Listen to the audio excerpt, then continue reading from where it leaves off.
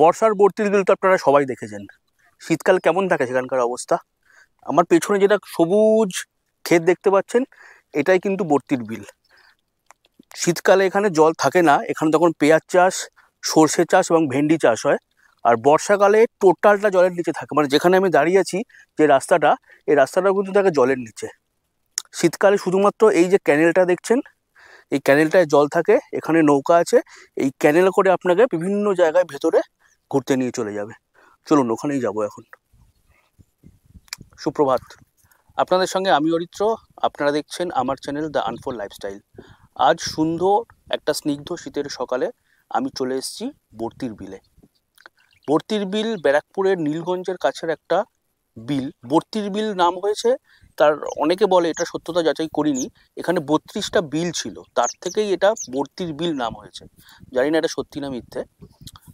কীভাবে আসবেন সেটা আমি বলে দিচ্ছি। কলকাতার খুব কাছে একটা সুন্দর সময় কাটানোর কিন্তু জায়গা এটা। সকাল সকাল চলে এসেছি এখানে আপনাদের দেখাতে জায়গাটা। মূলত এই জায়গাটা বর্ষাকালে লোকজন আসে। বর্ষাকালে টোটাল এরিয়াটা থাকে জলের নিচে। এখন শুধুমাত্র এই যে ক্যানেলটা দেখছেন, এই ক্যানেলের মধ্যেই জল আছে এবং এটাতে করেই আমরা যাচ্ছি। তো কীভাবে আসবেন দেখে নিন। এই রাস্তাটা এয়ারপোর্টের দিক থেকে আসছে, পুরো চলে যাচ্ছে বারাসাতের দিকে। আমরা এখান থেকে ডাকবাংলো মোড় পর্যন্ত যাব, ওখান থেকে হেলাবরতলার দিকে যাব। এই যে সামনে যে মোড়টা, এটা হচ্ছে ডাকবাংলো মোড়। এখান থেকে ডান দিকে চলে গেছে চাপাডালির দিকে, আর বাঁ দিকে যে রাস্তাটা যাচ্ছে সেটা যাচ্ছে কৃষ্ণনগরের দিকে। আমরা এই কৃষ্ণনগর দিকে রাস্তাটা ধরব।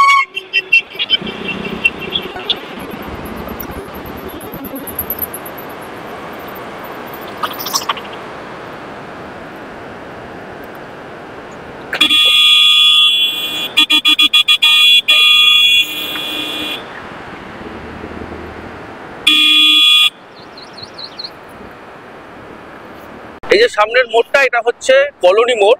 কলোনি মোড়কে পেছনে ফেলে আমরা এগিয়ে যাব হেলাবরতলার দিকে।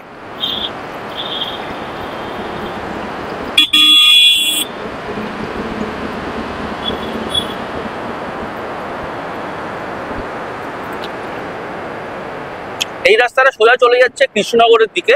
আমরা বাঁ দিকে যাব, এটা হচ্ছে হেলাবরতলা মোড়। এখান থেকে আমরা বাঁ দিকে যাব, ব্যারাকপুর রোড ধরব। এই রাস্তাটা সোজা চলে যাচ্ছে নীলগঞ্জ হয়ে ব্যারাকপুর।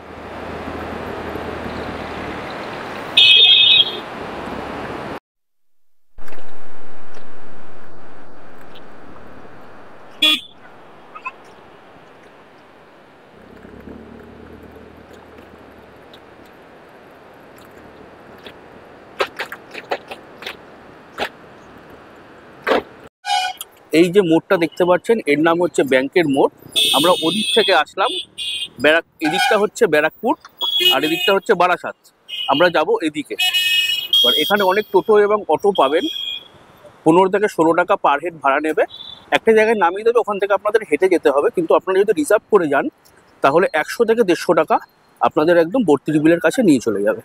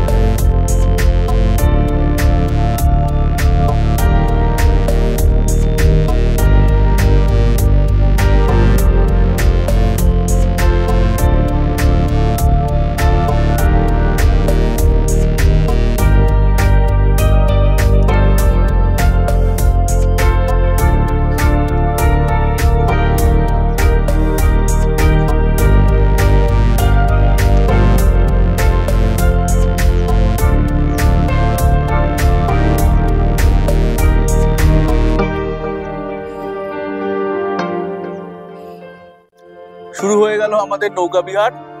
এটা একটা ক্যানেল, শীতকালে শুধু এই ক্যানেলটার মধ্যেই জল থাকে, কিন্তু পানা ভর্তি।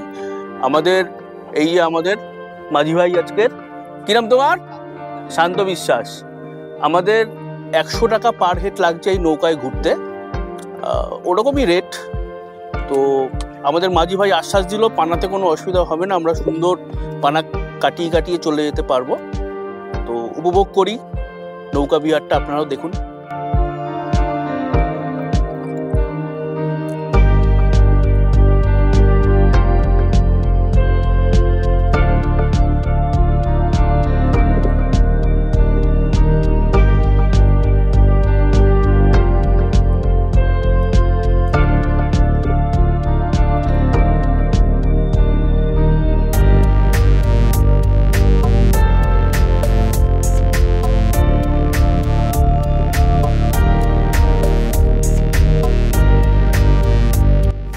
কিছুটা আসার পরেই পরিষ্কার হয়ে গেল জল, মানে পানা আর নেই। এরপরে সুন্দর এগিয়ে যাচ্ছি আমরা, দুদিকে সবুজ ক্ষেত, মাঝখান থেকে ক্যানেল যাচ্ছে, একটা অসাধারণ লাগছে। শীতের সকালে এরকম একটা নৌকা বিহার দারুণ লাগে। তবে বর্ষাকালে আরো ভাল লাগবে, কারণ এই যে সবুজ ক্ষেতটা, এখানে কিন্তু জল থাকে, পুরো এরিয়াটা জল থাকে নৌকায়, তখন আপনারা পুরো এরিয়াটা ঘুরতে পারবেন। একবার বর্ষাকালে আসার ইচ্ছা রইল এরপরে।